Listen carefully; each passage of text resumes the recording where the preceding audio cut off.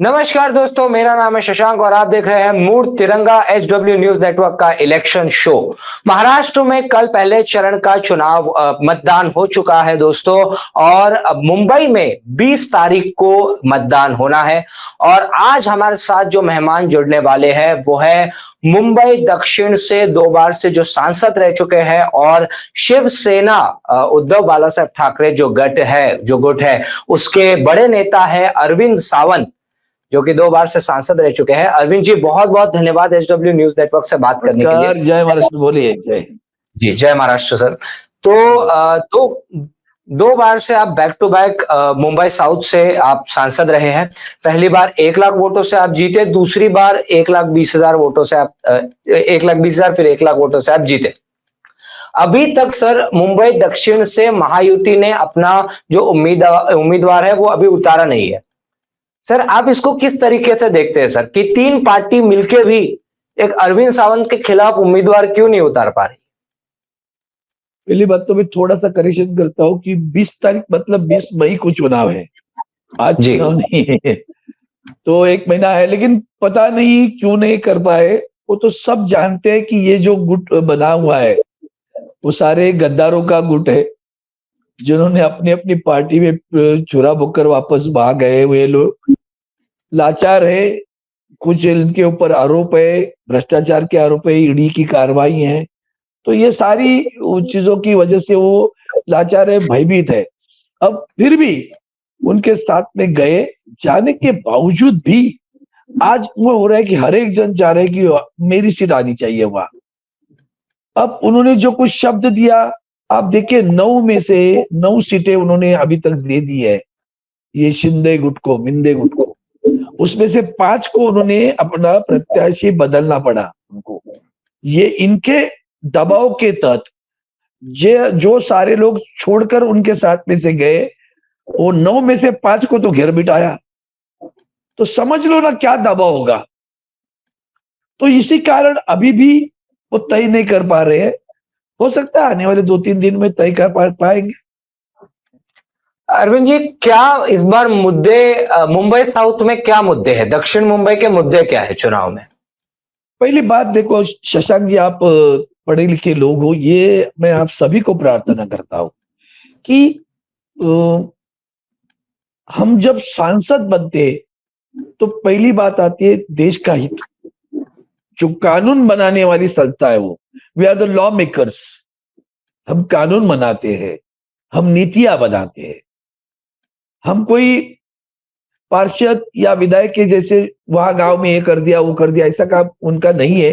वो हालांकि अभी अभी कुछ फंड देने लगे, एमपी लैड फंड, उसकी वजह से छोटा मोटा होता है। वो भी 5 करोड़ रुपए देते हैं। 18-18, 20-20 लाख आपके वोटर है। 5 करोड़ लोगों में क्या क्या कर पाते हो आप बताओ, वो 1 बरस के लिए। और उसी में 6 अगर कॉन्स्टिट्यूंसी विधानसभा की है तो हमारे महाराष्ट्र में हर विधानसभा सदस्य को 5 करोड़ मिलता है। तो 30 करोड़ के सामने एक सांसद के 5 करोड़, आप सोच लो कैसे होता है। फिर भी मैं बता देता हूं। तो वो पहली प्राथमिकता क्या है कि हम कानून बनाने वाले, तो कानून बनाने में प्रक्रिया भी आपका कितना सहभाग था, या अगर कानून गलत है तो कैसे आपने उसको सुधारा है, या नीतियां सरकार की गलत लगी तो क्या आप चुप कर बैठे थे, क्या उसमें कुछ आपने सुझाव दिया, वो उसका मूलभूत कार्य है। उसके बाद में हम जब अपनी राज्य की बात आती है तो राष्ट्र के इस निर्माण के समय राज्य का हित भी हमें संभालना पड़ता है, करना ये कर्तव्य का भाग है। जैसे कि आप सोच लो कि महाराष्ट्र से सभी उद्योग जा रहे हैं, तो हम चुप कर बैठेंगे क्या? पूछना तो पड़ेगा कि नहीं, सवाल तो उठाना पड़ेगा। अब काम कौन करने वाला है? काम करने वाली सरकार होती है, सत्ता उनके पास है। हम विपक्ष में है तो विपक्ष चुप नहीं कर बैठ सकता। विपक्ष नीतियों पे हमला कर सकता है। विपक्ष oppose depose is the duty of the opposition. तो that is what our performance. अगर हम वो ड्यूटी परफॉर्म करते कि नहीं, वो ज्यादा, वो कर्तव्य निभाते कि नहीं, वो ज्यादा महत्वपूर्ण होता है। अब रही बात, मैं आपके दक्षिण मुंबई में बात बताता हूँ। हमारे दक्षिण मुंबई में मिलों का एरिया है। हमारे दक्षिण मुंबई में झुग्गी झोपड़ियों का इलाका है। हमारे दक्षिण मुंबई में पूर्व किनारा है, पूर्व पश्चिम किनारा, सागरी किनारा है।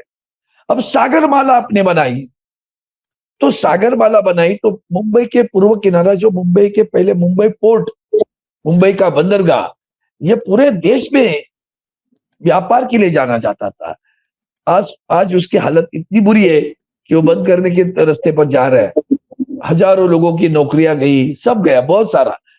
अब उसको विकसित करने की जब बात आई तो शुरू में तो सरकार की तरफ से सकारात्मक भूमिका ली गई, मंत्रियों की तरफ से, सरकार की तरफ से नहीं, मंत्रियों की तरफ से ली गई, मंत्री ने ली। लेकिन जब मैं बार बार पूछता रहा, क्योंकि वहां बहुत सारी झुग्गी झोपड़ियां हैं, उनका पुनर्विकास कैसे करोगे, उनका पुनर्वसन कैसे करोगे, वहां भी उस वक्त मंत्री ने सकारात्मक भूमिका ले ली। लेकिन बाद में पिछले 10 वर्ष में पानी की गहराई बढ़ाने के लिए जो काम करना वो भी नहीं किया। ऐसी सरकार है, कथनी और करनी में फर्क।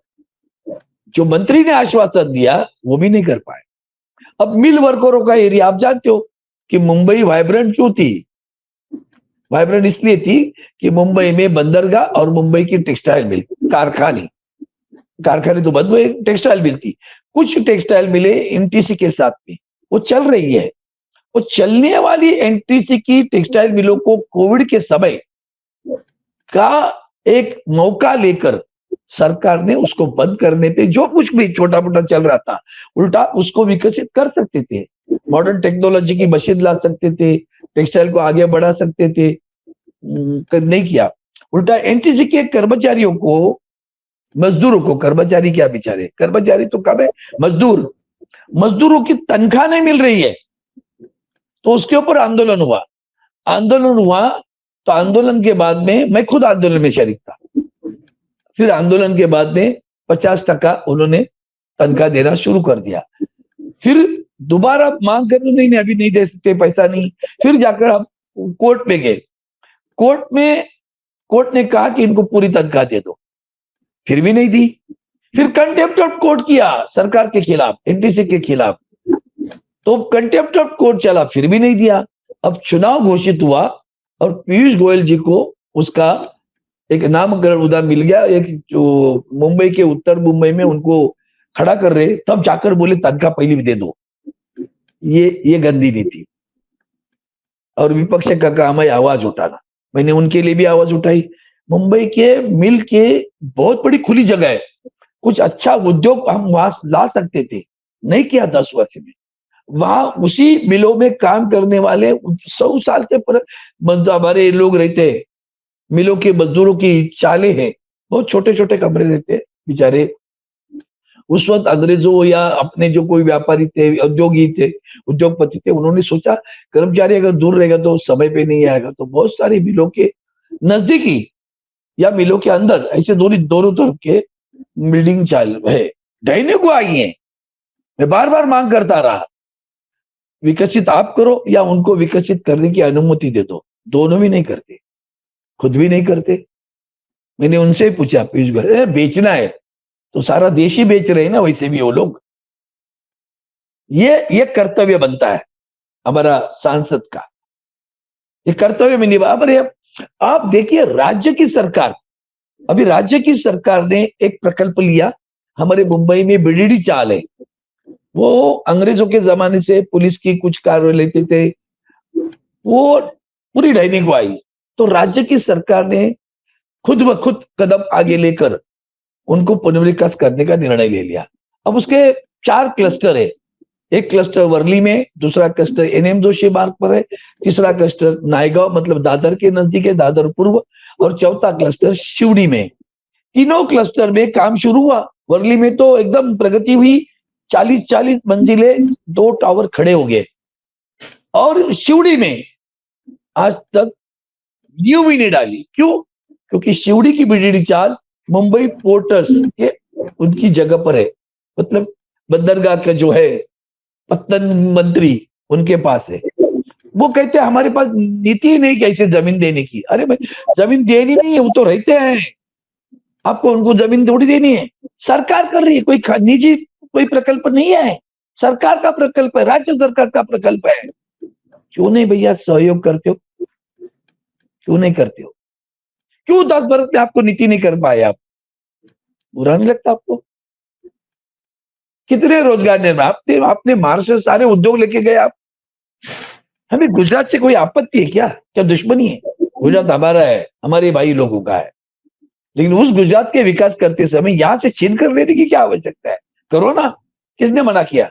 अपने मुद्रा पोर्ट तो बनाया था ना, तो हमने मना थोड़ी किया था। तो ये सारी चीजों को लेकर मैं आवाज उठाता रहा। रही बात फंड की, उसमें से तो मैंने बहुत सारे उद्यान बनाए हैं, समाज मंदिर बनाए हैं, स्कूल बनाए हैं।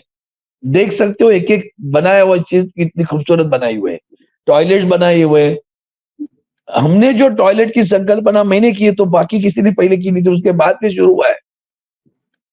मैंने गर्भार महिला, मैंने वृद्ध महिला पुरुष, इस सभी को सोचकर कबोर्ड के टॉयलेट बनाए। पानी की टाकी ऊपर रखी ताकि वो हाथ में बर्तन लेके न जाए।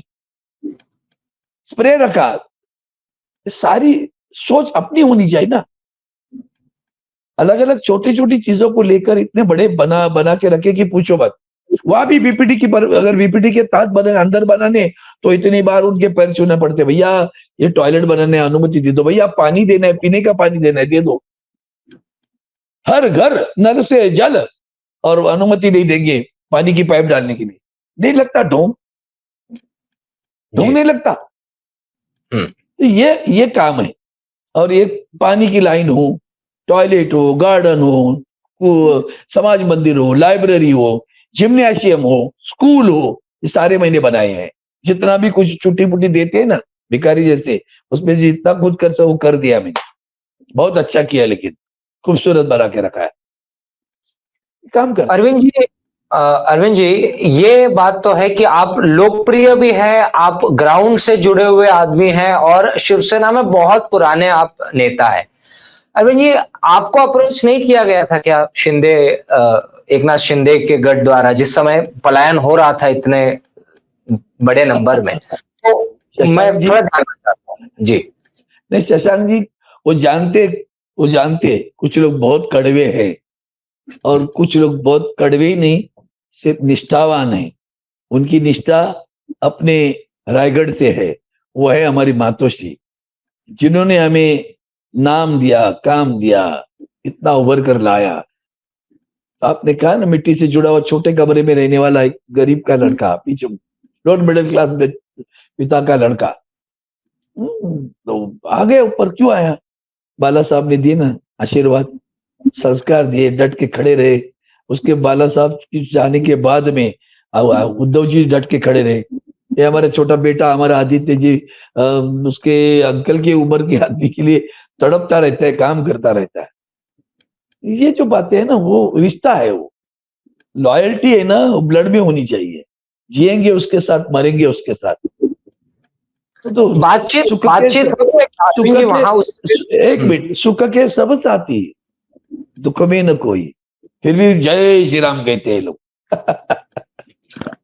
जी अरविंद जी, बातचीत होती है क्या उस साइड? क्योंकि कभी तो दोस्त हुआ करते थे, कभी तो साथ में खाना खाया करते थे, कभी साथ रहा करते थे। बातचीत होती है क्या कुछ सही होगी? नहीं, किसी से नहीं होती। कड़वा हूँ, उस बारे में बहुत कड़वा हूँ। मैं छाव भी लेने नहीं देता मेरे बचपन में, नहीं अच्छा लगता मुझे, खुद को नहीं अच्छा लगता। हो सकता है उनके मन में ऐसे नहीं कि इतनी तो घृणा, मतलब वो तो संस्कार नहीं, सामने आए उन्हें नमस्कार, हाँ नमस्कार। तो पार्लियामेंट में तो ये थे साथ में, उठ के पीछे जाते थे। पैसा मैं आगे बैठता हूँ, उनको नीचे तो पीछे बैठे दिखते थे। तो एक आध दूसरा आदमी नमस्कार करता था बस, बाकी हम कभी बातचीत नहीं करते। अरविंद जी, जो हमारे जिसने हमारे उद्धव जी ठाकरे साहब के पीठ पे छुरा भूखा, समझाया था आपने आने के जाने के पहले, जब तक गए नहीं थे तब तो बात करता था, समझाता था गलत हो रहा है, नहीं करता। जिन्होंने हमें इतना नाम दिया, ये नाम क्या है? अरविंद साहब को कौन जानता था? गणपत जी का लड़का है करके मैं नहीं जानते थे ना। ये बाला साहब ठाकरे जी का निष्ठावान शिव सैनिक है करके लोग नमस्कार करते हैं ना, ये जय महाराष्ट्र करते हैं। ये जान पहचान किसने दी? ये पहचान कौन है? ये पहचान देने वाले वो है ना। क्या थे आप? कहाँ पहुंचे हो? एक गली का लड़का दिल्ली पहुंचा है, तो गली को भूलना नहीं, लेकिन दिल्ली जिसने पहुंचाया ना, उसको जिंदगी भर नहीं भूलना चाहिए। जी अरविंद जी, हमें भी अच्छा लगता है कि एहसान महाराष्ट्र की आवाज। एहसानमंद रहना चाहिए। ये सब एहसान फरामोश लोग हैं। मैं कह रहा था हमें भी अच्छा लगता है कि महाराष्ट्र की आवाज बन के आप संसद में खड़े होते, तो काफी एक अच्छा लगता है।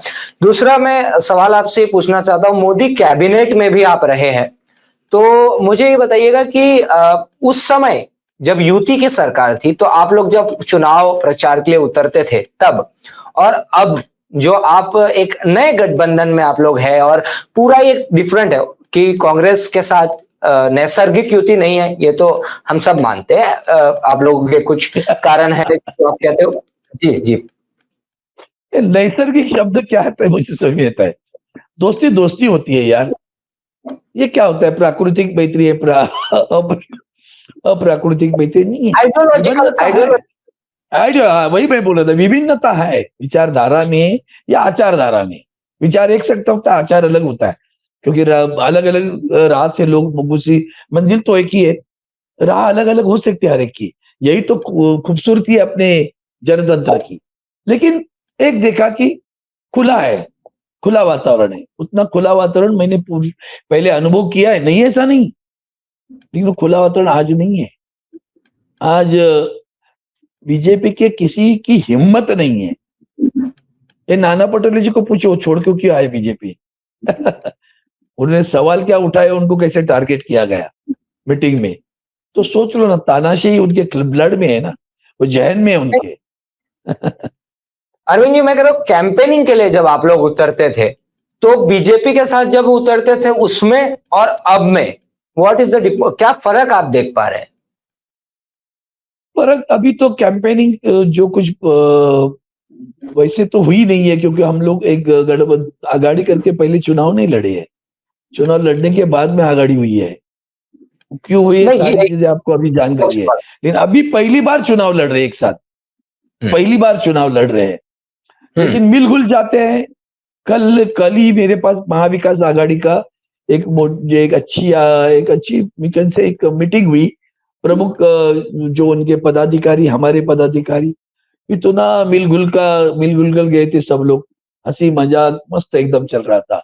वहां थोड़ा सा एक दबाव रहता था, एक कोई आए तो एकदम दबा के बात करे। वो एक दूसरे को डांट भी लेते थे। मतलब वो नहीं होता था कि बीजेपी का आदमी शिवसेना के आदमी को डांट रहा है, शिवसेना का आदमी बीजेपी को डांटता था। एक दूसरे को, एक फैमिली बाउंडिंग थी ना। 25 साल का योगदान ऐसे ना, फैमिली जैसे हुआ था। और आपका एक ही और उदाहरण देता हूं जो बहुत गंभीर है। आप देखो किस तरह का रिश्ता था।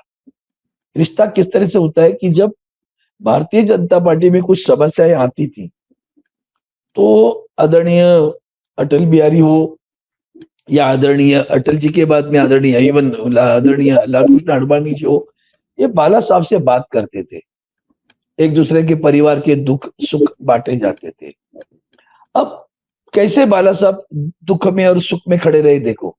जब माननीय गोपीनाथ मुंडे जी दुखी थे, बीजेपी छोड़ना चाहते थे, शिवसेना में भी आ सकते थे, बाला साहब ने कहा घर नहीं छोड़ना। ये देखिए, ये बाला साहब की नीति देखिए। और यहाँ हमारे घर से कोई छोड़कर जा रहा है, उसको जानबूझकर दबाव विबाव डालकर खुलकर लेके जाना। फर्क समझे नीतियों का, वही समझ लेना।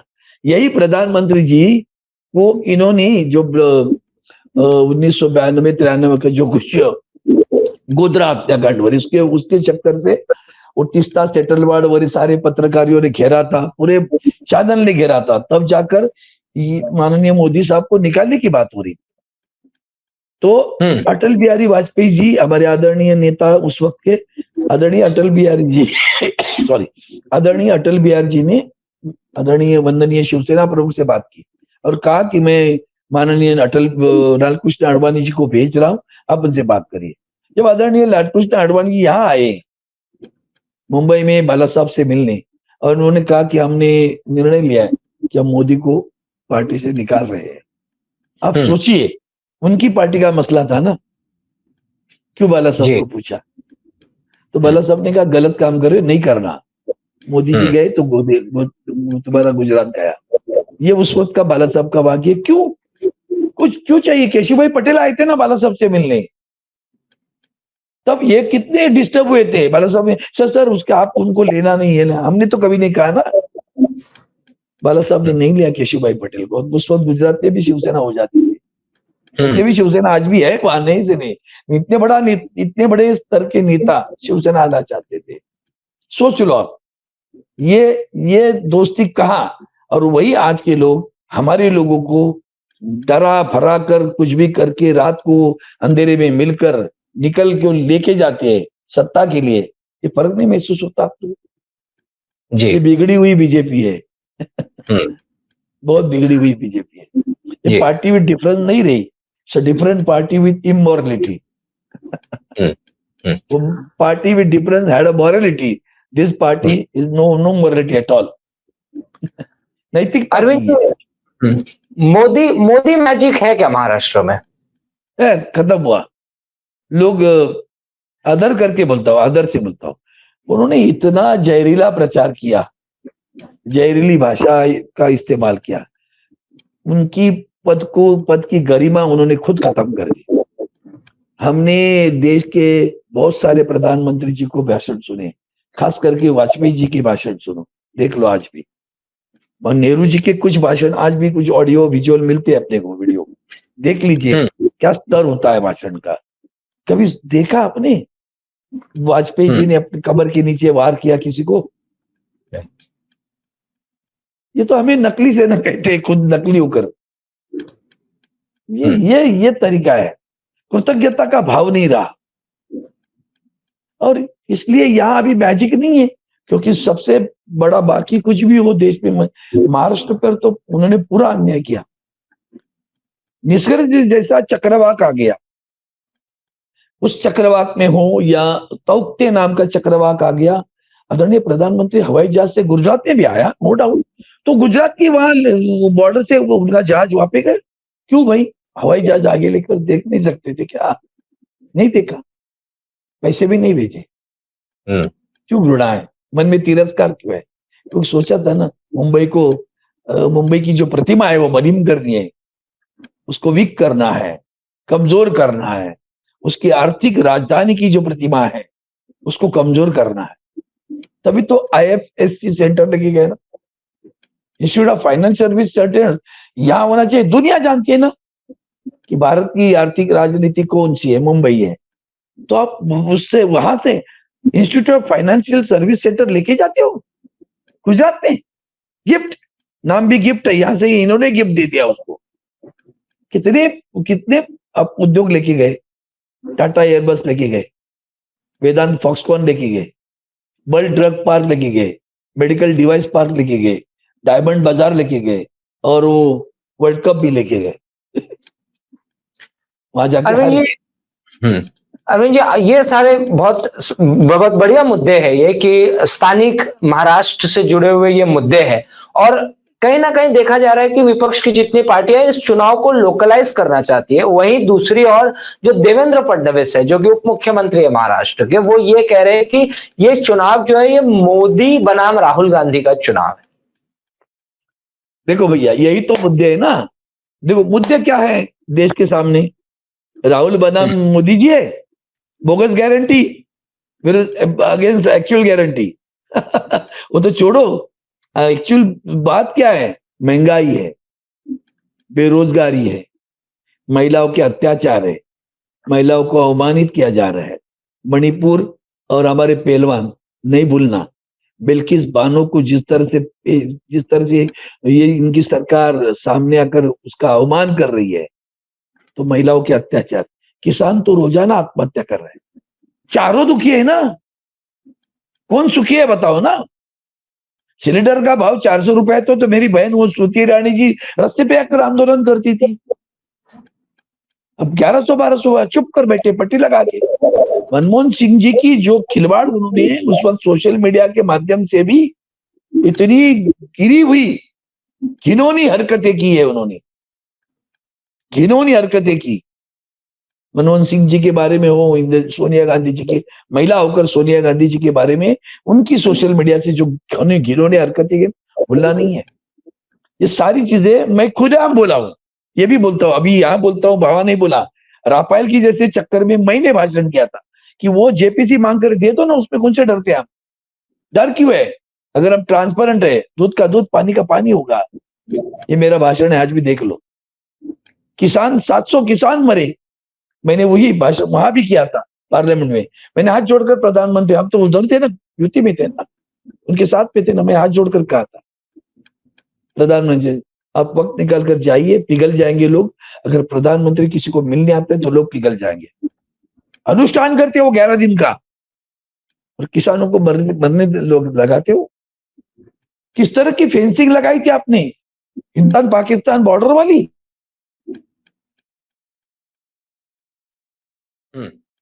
मन शांत नहीं हुआ, आपने उनको आतंकवादी कहा, आपने उनको खलिस्तानवादी कहा, किसानों को।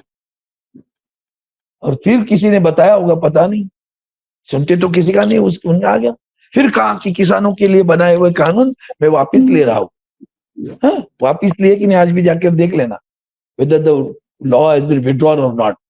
इतना झूठ बोलते हो आप। शोभा देता है प्रधानमंत्री की शब्द? प्रधानमंत्री का शब्द मतलब क्या होता है? एग्रीमेंट, करार। जो बोल दिया वो हो गया, काय की गारंटी? 100 लोग उसमें, हाँ किसान 700 मरे, 100 लोग यहाँ मरे मोनेटाइजेशन पे। उसमें तो गरबार महिलाएं मरी, उनकी मृत्यु हुई, दुख नहीं जताया। 200-300 लोग रेल के एक्सीडेंट में मरते हैं और जस्टिफाई करते हो। आप सोचो, यही अगर हादसा भारतीय जनता पार्टी विपक्ष में होती और रेल का एक्सीडेंट होता, क्या मंत्री जी को बैठने देते हैं लोग? आप सोचो ना, इस्तीफा तो देने लगाते ही थे। अरे वो शास्त्री जी थे, एक इंसान का मरा रेल एक्सीडेंट में, इस्तीफा देके दे। तो इनके पास नैतिकता नीतिबद्धता कुछ भी नहीं रही है। अरविंद जी, हम लोग उसमें भी वो धर्म की बात सोच रहे थे, आज में मस्जिद है वही है, ये सारा चक्कर करते हो। शर्म नहीं आती अपने को? आज भी हाल ही में कहीं महाराष्ट्र में आए थे, कहीं भाषण करते चंद्रपुर में, बोले तेजस्वी यादव मछली खा रहा है, तो क्या खाए भाई? चैत्र का महीना तो क्या हुआ? आपको क्या तकलीफ हुई? ये देश सभी धर्मों का है ना, कौन क्या खाए आप तय करोगे क्या? इसमें समझ में आता है मानसिकता क्या है, क्या देख लीजिए। और वही तो गरिमा है देश की।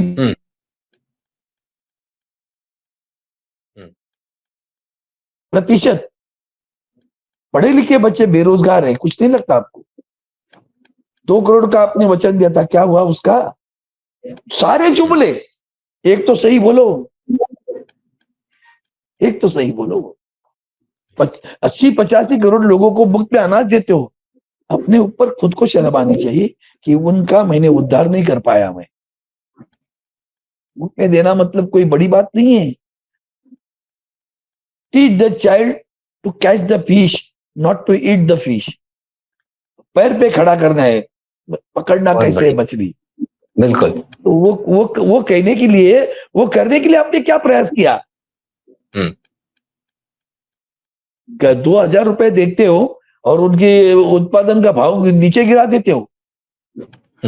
14,000 रुपए रुई का भाव था कपास का हमारे पास। 6,000 रुपए 8,000 रुपए आ गया। यहाँ 6,000 रुपए दे रहे हो, एक टन के पीछे गया 8,000 उसका, तो 6,000 का मतलब क्या है? वो भी 2-2 हजार रुपए 3 हफ्ते में देते हो भिखारी जैसे। क्या करते क्या हो? और उपकार बताते हो। और वही आदरणीय उद्धव जी ठाकरे साहब मुख्यमंत्री बनने के पहले उन्होंने कहा किसान को ऋण मुक्त करूंगा। पहले कैबिनेट में निर्णय ले लिया, किसान ऋण मुक्त कर दिए 2 lakh. That's what's the difference between them. जबान देकर काम करना, ये फर्क है उनमें। अरविंद जी, अभी अरविंद जी कुछ देर पहले हम लोग न्यूज रूम में डिस्कस कर रहे थे कि कोविड के बाद से उद्धव ठाकरे जी की जो लोकप्रियता है वो काफी बढ़ गई है एक तरीके से। और मुझे लगता है कि फूट होने के बाद कहीं ना कहीं, अगर आज आप देखें तो पूरे महाराष्ट्र में जो विपक्ष है वो शिवसेना उसमें बड़े भाई की भूमिका निभा रही है। अगर, क्योंकि आप देखो, जहां एक तरफ अगर आप देखें कि ओरिजिनल शिवसेना, अगर उनको वो बोल रहे हैं, इलेक्शन कमीशन ने रिकॉग्नाइज किया है, लेकिन ज्यादा सीटें उद्धव ठाकरे की शिवसेना लड़ रही है।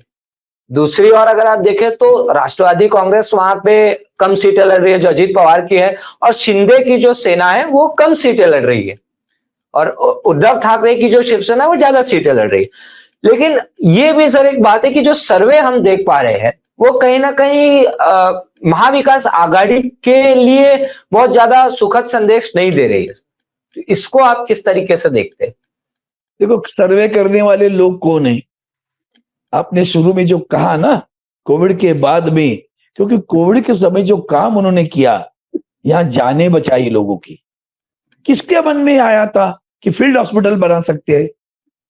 मैदान में एयर कंडीशन 17 दिन में खड़ा किया, 2000 बेड का, नहीं मिल रहे, वो नहीं मिल रहे, गैस नहीं मिल रहे, और उसकी सराहना वर्ल्ड हेल्थ ऑर्गेनाइजेशन की।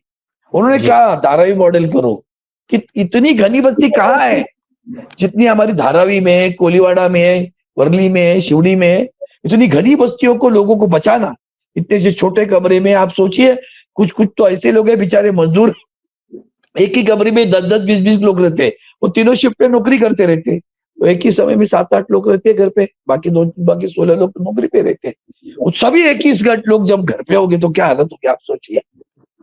उसके ऊपर उभर कर आना, उसको समझाना। वो जिस ढंग से फेसबुक पे बात करते थे, शुरू में तो लोगों ने देखा नहीं, लोगों के मन में आ रही, ये तो मेरा बड़ा भाई बोल रहा है, ये मेरे चाचा बोल रहे हैं, मामा बोल रहे, काका बोले, पिताजी बोल रहे, नाना बोल रहे। हाँ हाँ कहते कहते वो परिवार प्रमुख बन गए। ये परिवार प्रमुख बनना ये कोई छोटी बात है क्या? महाराष्ट्र में कुटुंब प्रमुख कहते हैं उनको। इसीलिए वो आज, अब वो सच्चाई इलेक्शन कमीशन को आज अगर आई होगी नमन आंखों में भी, तो समझ में आएगा इलेक्शन कमीशन को कि आपने कितनी बड़ी गलती करी है। इसलिए लेकिन अरविंद जी, अरविंद जी, लेकिन तो कहीं ना कहीं अरे उसमें भी जो 9 सीटें अभी तक घोषित हुई ना उनकी, उसमें से 5 उम्मीदवारों को उनको बदलना पड़ा। क्या भाषण किया था? जो 13 मेरे साथ आए हैं उनकी रक्षा मैं आखिर तक करूंगा, और उसमें से एक भी गया तो एक भी हार गया। हारने की बात किधर, टिकट ही नहीं दे रहे तुम। 5 लोगों को घर में बिठाए इनके दबाव में। कौन सी शिवसेना? हमारी शिवसेना दबाव लेती थी क्या इतना? थाने में गढ़ होके भी वो उम्मीदवार नहीं उतार पा रहे अभी तक। अभी तक क्या, वही तो दिक्कत है ना। आप सोच लो, कल्याण में भी हालत है उनकी, इतना बता देता हूं। आज बीजेपी है वो हमारे मराठी में ऊंट होता है ना, वो तंबू में घुस गया ना तो फिर तंबू को उखाड़ देता है। अब समझ में आ गया, आया होगा कि आदरणीय उद्धव जी की भूमिका कितनी सही थी। ये तो लोग, इसलिए उद्धव जी ठाकरे साहब के बारे में बहुत सहानुभूति है, और उसके साथ में इनके बारे में बहुत गुस्सा भी है। और दोनों मिलकर देखना, लोग गाँव में जाओ ना, वो इतना ही कहते किसको वोट देंगे? उद्धव, हमें भी नहीं, उद्धव साहब ठाकरे जी को देंगे। ये फर्क है, समझ लो। हम 21 अभी तक लड़ रहे हैं, हम 21 लड़ रहे हैं, में 13 में से 9 पे आए, इतने सोचो आप। तो उसको जरा, जो जिन्होंने इनको पार्टी दी ना, वो गुलाम इलेक्शन कमीशन, गुलाम है, गुलाम। उस गुलाम ने इनको दे दिया ना पार्टी का चुनाव चिन्ह। एक छोटी बात है जो आपके लिए और आपके सारे दर्शकों के लिए बोलता हूं, वो चीज है, कोई भी विधायक हो उसका एक समय होता है 5 साल का, हो सकता है दोबारा आए, वो अलग बात है, 5 साल के लिए है ना। तो 5 साल वाले चुनकर आए हुए विधायक पार्टी तय करेंगे। पार्टी अपनी जगह पर होती है। सोच लो, एक ही विधायक एक पार्टी में चुनकर आया हुआ है और उसने पार्टी छोड़ दी, और कल बोलेगा ये पार्टी का मालिक मैं, वो दे देंगे क्या? पार्टी के कार्यकर्ता होते हैं, पदाधिकारी होते हैं, हायरार्की होती है। अच्छा, सिर्फ विधायक है क्या? पार्टी की जिला परिषद के सदस्य होते हैं, पार्टी के महानगर पालिका में पार्षद होते हैं, पार्टी के सांसद होते हैं, अन्य संस्थाओं में बहुत सारी पार्टियों के लोग वहां प्रशासक करके बैठते हैं। तो वो सब कंसिडर नहीं करना है? अरे उन्होंने तो चमत्कार ही कर दिया था। उन्होंने कहा था कि भाई तुम्हारे पदाधिकारियों के एफिडेविट भर लाओ। उनके कहने पर, उनके जो हमें सूचना दी गई, उस सूचना के अनुसार हमने एफिडेविट भर दी। फिर मेंबरशिप पूछा, 4 लाख मेंबरशिप दे दी। उसका कहीं भी जिक्र नहीं किया। सिर्फ 40 विधायक उधर गए करके पार्टी उनकी। आज पता चला होगा पार्टी किसकी है। जी अरविंद जी, अभी कुछ दिनों पहले मैं संजय निरुपम का इंटरव्यू कर रहा था। वो उन्होंने कांग्रेस अभी अभी छोड़ा, वो कह रहे कि उद्धव ठाकरे की तरफ से काफी प्रेशर जो है वो कांग्रेस शीर्ष नेतृत्व पे डाला गया कि उनको उनके ऊपर कार्रवाई की जाए और वो सीट जो है मुंबई जो उत्तर दक्षिण की वो सीट उनको नहीं मिलनी चाहिए। उत्तर पश्चिम की, मुंबई उत्तर पश्चिम की सीट जो है वो उनको नहीं मिलनी चाहिए, इसकी मांग उद्धव ठाकरे ने की थी। और अब वो खिचड़ी चोरी का जो आरोप अमोल कीर्तिकर के ऊपर लगा रहे हैं और मतलब काफी चीजें उन्होंने अपने प्रेस कॉन्फ्रेंस में बोली है। तो इसको लेके आप क्या कहेंगे? पहली बात ऐसी है कि वो खुद ही ना सभी से ठुकराए गए नेता है। इनका नाम किसने बढ़ाया? इनको भी नाम किसने दिया? हमारे हिंदी सामना अखबार के उनको संपादक बनाया था, फिर जाके उनको सांसद बनाया। और सांसद 2 बार किसने बनाया? शिवसेना ने बनाया ना, उसको छोड़कर गए थे तो गद्दारी जेल में है। अब नौबत। हमारा एक ही प्रिंसिपल था कि जो 18 जगह हम चुनाव लड़े वो जगह हम लड़ेंगे। जहां जीत गए थे गद्दार होने दो, वो गद्दार वो हो गए, जनता नहीं हुई ना, हमारे पदाधिकारी तो नहीं ना, उन्होंने हमको चुन कर दिया। तो 18 जगह में से उत्तर पश्चिम किसकी थी? हमारी थी ना, तो इसको कैसे देंगे हम? नहीं नहीं, लेकिन अरविंद जी आप उनके पिताजी तो गजानन कीर्तिकर तो उस साइड है। तो वही तो बोल रहा हूं ना, आपको नहीं समझ में आया मेरा। जो 18 की बात की मैंने, हम लोग 18 जीते हुए थे ना, 13 गद्दार हुए। हाँ, तो गद्दार होने दो, जगह शिवसेना की थी ना। ये इन्होंने कुछ भी कहने दो कि शिवसेना किसकी है, इलेक्शन कमीशन कुछ भी कहने दे, शिवसेना शिवसेना है। उद्धव साहब, बाला साहब ठाकरे जी की है, उद्धव जी ठाकरे साहब की शिवसेना है। वो शिवसेना अपनी जगह क्यों छोड़ेगी? जीती हुई जगह है हमने। एक व्यक्ति नहीं जीतता, खास करके पार्लियामेंट के बारे में तो और बता देता हूँ। पार्लियामेंट के चुनाव, कोई चुनाव में सीधा कहता हूं, वो हमारे जैसे कोई भी, मैं भी क्यों ना हूं, तो हमारे प्रत्याशी के ऊपर निर्भर नहीं करती, उम्मीदवार के ऊपर निर्भर नहीं। पार्लियामेंट की चुनाव कार्यकर्ताओं की चुनाव, वो नहीं तो फिर आप सोचिए ना, हमारे पूर्व प्रधानमंत्री जी कहां से चुनकर आते थे? इंदिरा गांधी जी कहां चुनकर आई? चिक्कमंगलुर गई थी क्या वहां पर? नहीं ना। बाद में चुनाव क्या है वो देख लो ना, वहां रहते हैं ना चुनाव क्षेत्र है वहां। फिर कितना आप जैसे शुरू में सवाल पूछा हुए थे, 5 वर्ष में आपने वहां क्या काम किया? तो कुछ नहीं काम किया। क्या काम करेंगे? फंड के बिना क्या करने वाले? चिकमंगलुर में देश के प्रधानमंत्री, वाराणसी हो या अपने नरसिंहा राव हो, रामटेक में चुनकर आए ना 2 बार, नागपुर में। तो ये जो है ना, चुनाव क्षेत्र नहीं है, देश ही उनका क्षेत्र है। देश का हित, देश की और राज्य की सुरक्षा, वही उनका काम है। तो ये इसमें करने में वही सही सांसद होता है, समझे ना। अब पद पर बैठो, सत्ता पे हो तो अधिक प्रभावशाली काम कर सकते हो, क्योंकि आपको मालूम है कि आप जाकर ये, जैसे हमारे गडकरी साहब ने जो कुछ किया है, वही गडकरी साहब विपक्ष में कर सकते थे क्या? आप सोचो। उनके पीछे भी डट के बाला साहब खड़े रहे ना, तब जाकर 55 पुल बने महाराष्ट्र में।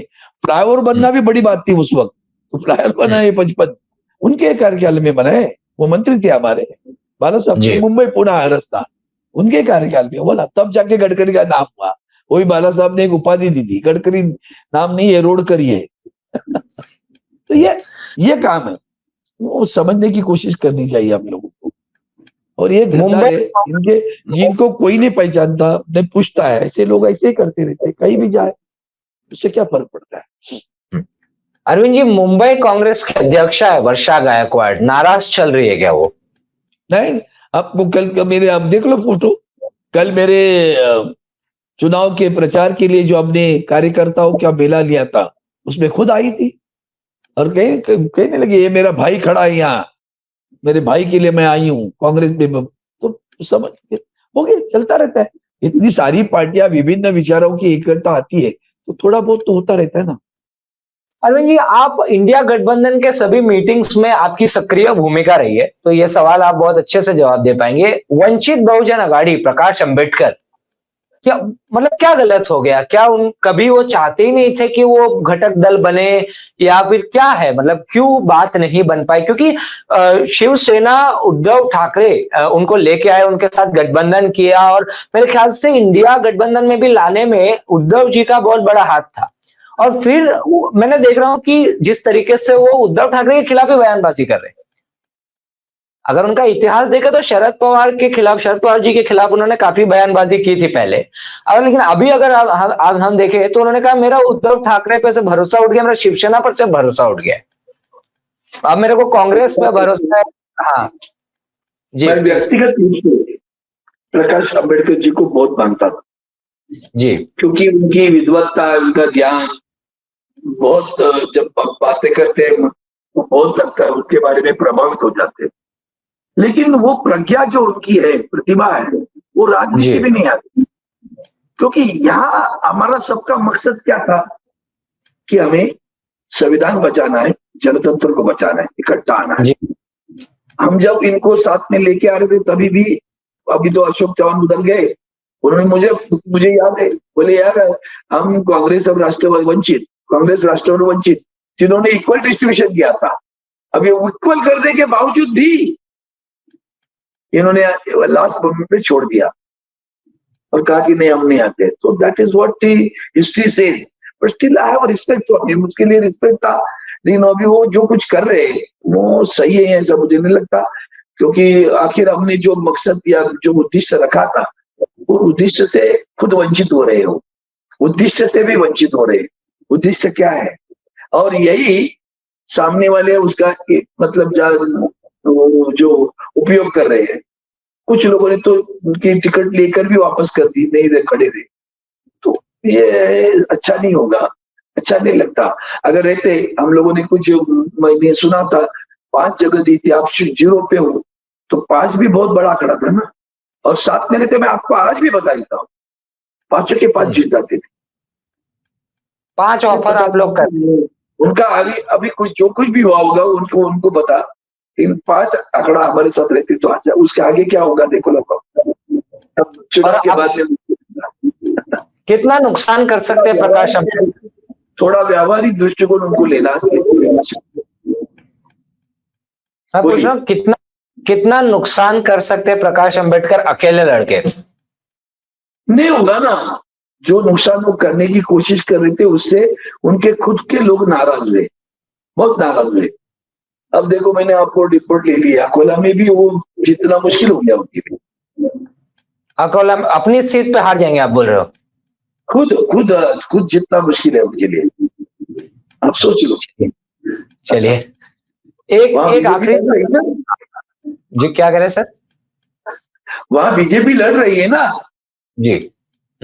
तो क्या होगा, सोच लो जी।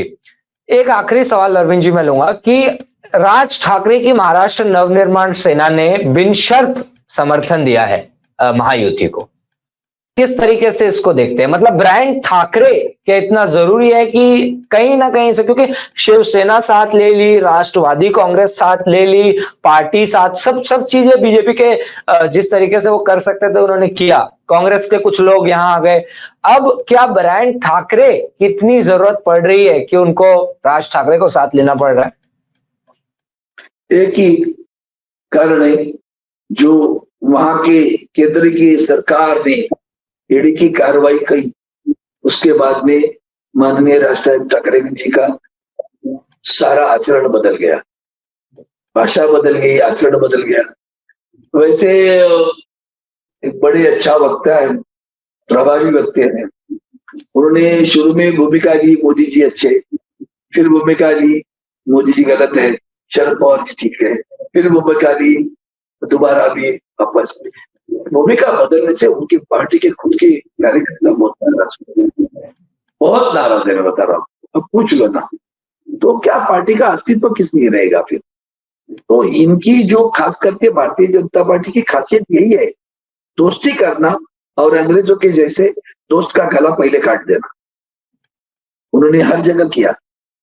उन्होंने महाराष्ट्रवादी गोमांतक पार्टी से अलायंस किया, उनके कंधे पे चढ़कर वहां वो गोवा में उनको खत्म कर दिया।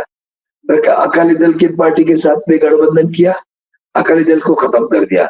शिवसेना के साथ भी वही करना था उनको, उसका प्रयोग उन्होंने 2014 के विधानसभा चुनाव में किया, असफल रहे।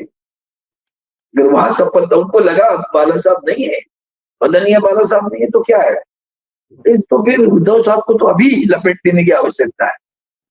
उस सोच को तो गठबंधन तोड़ा था ना उन्होंने। 2019 में दोबारा आए हमें पूछने, हम नहीं गए वहां, हमने उसके पहले तय कर लिया अकेले जाएंगे करके। तो उस वक्त तो आप लोगों ने रिपोर्ट दे दी, जैसे अभी एक मिनट पहले सवाल पूछा कि ठीक है शांति, लेकिन रिपोर्ट नहीं आ रही सर्वेक्षण के, तो ऐसे रिपोर्ट आई थे सर्वेक्षण के, हार जाएंगे, सरकार नहीं आएगी। अब आप 400 पार कर रहे, अब उनके सर्वेक्षण आ रहे ना, उसका उल्टा रिपोर्ट आया, वो रिपोर्ट आप दे रहे सर्वेक्षण का, उसका उल्टा रिजल्ट आने वाला है। तो अरविंद जी, क्या शिवसेना एकनाथ शिंदे को भी क्या यूज एंड थ्रो करेगी बीजेपी? क्या एकनाथ शिंदे की जो शिवसेना है उनके साथ भी क्या यूज एंड थ्रो करने वाली है क्या, ऐसा लगता है क्या? 100%, 100%। क्योंकि अजीत पवार, ये तो अभी लोकसभा चुनाव है, विधानसभा चुनाव में देखना हालत क्या हुई। चुनाव के रिजल्ट के बाद में देख लेना क्या हालत हुई।